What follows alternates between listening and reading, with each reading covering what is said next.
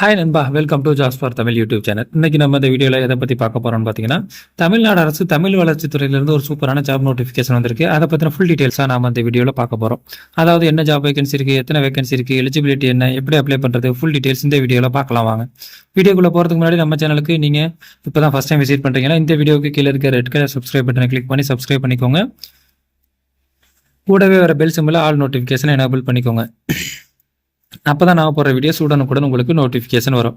அது மட்டும் இல்லாமல் நம்ம சேனலோட official WhatsApp group link and Telegram channel link இந்த வீடியோ டிஸ்கிரிப்ஷனில் இருக்குது. மறக்காமல் செக் பண்ணிட்டு ஜாயின் பண்ணிக்கோங்க.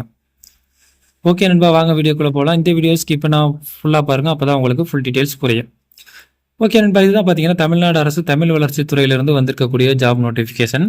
என்ன சொல்லியிருக்காங்கன்னு பார்த்தீங்கன்னா, தமிழ் வளர்ச்சித்துறையில் ஒளிவாக உள்ள 4 அலுவலக உதவியாளர், ஒரு துப்புரவாளர், ஒரு தோட்ட துப்புரவாளர் பணியிடங்களை நேரடி நியமனம் மூலம் நிறைவு செய்ய விண்ணப்பங்கள் வரவேற்கப்படுகிறது அப்படின்னு சொல்லியிருக்காங்க. இது பார்த்தீங்கன்னா ஆஃபீஸ் அசிஸ்டன்ட், அடுத்து கார்டன், இதுக்கு வேகன்சி இருக்கு அப்படின்னு சொல்லியிருக்காங்க. இது நேரடியாக நியமனம் பண்றோம் அப்படின்னு சொல்லியிருக்காங்க. எந்த ஒரு எக்ஸாமும் இல்லை, நேரடியாக நியமனம் பண்றோம் அப்படிங்கிறதையும் அவங்க சொல்லியிருக்காங்க. என்னென்ன வேகன்சி இருக்கு அப்படின்னு பார்க்கலாம். ஃபர்ஸ்ட் அலுவலக உதவியாளருக்கு ஆஃபீஸ் அசிஸ்டன்ட்க்கு வேகன்சி இருக்குன்னு சொல்லியிருக்காங்க. இதுக்கான எஜுகேஷன் குவாலிஃபிகேஷன் பார்த்தீங்கன்னா நீங்கள் 8வது பாஸ் பண்ணியிருந்தாலே போதும் அப்படின்னு சொல்லியிருக்காங்க. இதில் ரிசர்வேஷன் படி என்னென்ன ரிசர்வேஷன் இருக்குன்னு பார்த்தீங்கன்னா, பொது தேர்வு, பொது போட்டி இருக்கு. அதாவது அன்ரிசர்வ் கேட்டகரியில் பார்த்தீங்கன்னா ஏஜ் லிமிட் பார்த்தீங்கன்னா 18 to 32 அப்படின்னு சொல்லியிருக்காங்க. ஒரு காணிப்படியிடம் இருக்குது அப்படின்னு சொல்லியிருக்காங்க. ஒரு வேகன்சி இருக்குது. அடுத்து எஸ்சி கேண்டிடேட்டுக்கு பார்த்தீங்கன்னா 18லேருந்து 37 வயதுக்குள்ளே உள்ளவங்க இந்த ஜாப்க்கு அப்ளை பண்ணிக்கலாம். ஒரு வேகன்சி இருக்குது அப்படின்னு சொல்லியிருக்காங்க.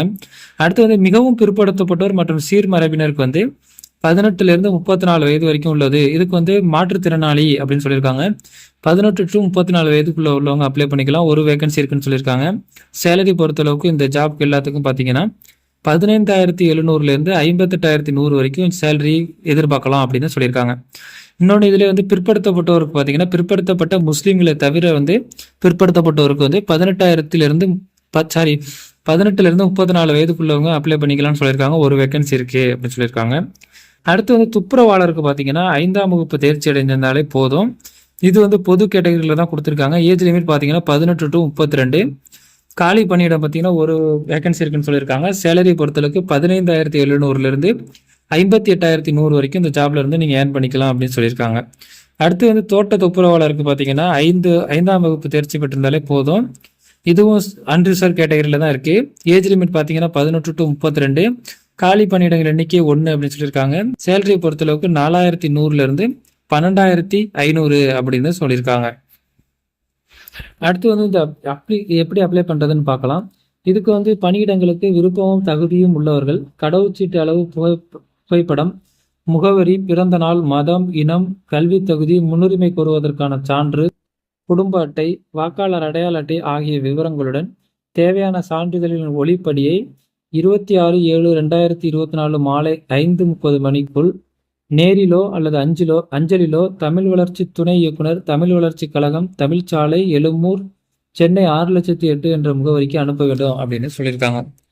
இதுக்கு எப்படின்னு பார்த்தீங்கன்னா, எலிஜிபிள் கேண்டிடேட் அவங்களோட ரீசன்ட் பாஸ்போர்ட் சைஸ் ஃபோட்டோவையும், அது கூட உங்களோட முகவரி, பிறந்த நாள், உங்களோட மதம், இனம், கல்வி தகுதி, எதுவும் எக்ஸ்பீரியன்ஸ் இருந்துச்சுன்னா அதுக்கான சான்றிதழ், அடுத்து உங்களோட குடும்ப அட்டை, வாக்காளர் அட்டை ஆகிய விவரங்களை ஜெராக்ஸ் நீங்கள் 26/7/2024 மாலை 5 மணிக்குள்ள சென்னையில் இருக்கக்கூடிய தமிழ் வளர்ச்சி இயக்ககத்தோட துணை இயக்குனருக்கு நீங்கள் நேரிலையோ அல்லது அஞ்சல்லையோ அனுப்பி வைக்கணும் அப்படின்னு சொல்லியிருக்காங்க. இது தமிழ்நாட்டில் உள்ள எந்த மாவட்டத்தை சேர்ந்தவர்னாலும் அப்ளை பண்ணிக்கலாம் அப்படின்னு சொல்லியிருக்காங்க. இதுக்கான அப்ளிகேஷனை டவுன்லோட் பண்ணுற லிங்க்கும் கொடுத்துருக்காங்க. இது நம்ம வீடியோ டிஸ்கிரிப்ஷனில் இருக்குது டவுன்லோட் பண்ணுறதுக்கான லிங்க்கு.